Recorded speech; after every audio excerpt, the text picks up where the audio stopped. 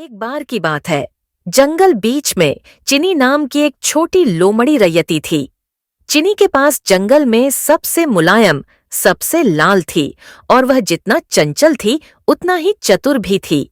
लेकिन चिनी की एक आदत थी जो कभी-कभी उसे मुसीबत में डाल देती थी।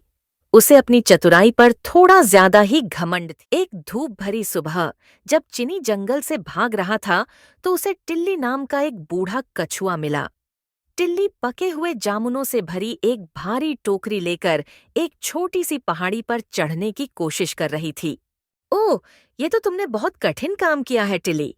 चिनी ने अपनी गति और चपलता पर गर्व महसूस करते हुए हंसते हुए कहा।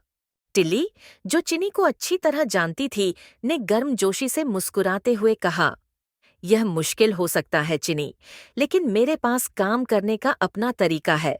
क्यों न तुम भी इसे आजमाओ? चिनी, जो चुनौतियों से पीछे हटने वाला नहीं था, मदद करने के लिए तैयार हो गया। चिनी पहाड़ी से नीचे उतरा और खुशी-खुशी टोकरी उठा ली, यह सोचकर कि हवा का झोंका आएगा। लेकिन जैसे ही वह आगे बढ़ा, टोकरी हिल गई और सारे जामुन बाहर गिर गए, पूरे रास्ते में लुढ़क गए। हैरान और शर्मिंदा, चिनी के गाल जामुन की तरह लाल हो गए।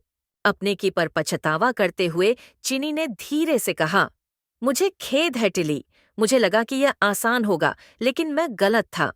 टिली ने बस प्यार से हंसते हुए कहा, कोई बात नहीं प्रिय चीनी, कभी कभी धीरे धीरे और स्थिरता से आगे बढ़ना ही सबसे अच्छा तरीका होता है। चलो इसे साथ मिलकर उठाते हैं। चिनी ने अपना सबक सीख लिया।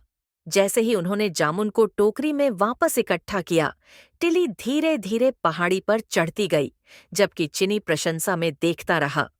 छोटी लोमड़ी को एहसास हुआ कि हर किसी की अपनी ताकत होती है और उसने वादा किया कि अब से वह दूसरों में उनकी ताकत का सम्मान करेगा।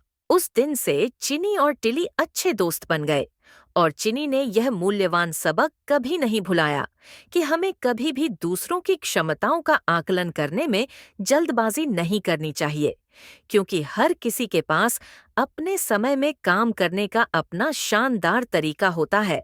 और इस तरह चिनी न केवल सबसे चतुर बन गया, बल्कि व्हिस्परिंग वुड्स का सबसे विचारशील लोमड़ी भी बन गया।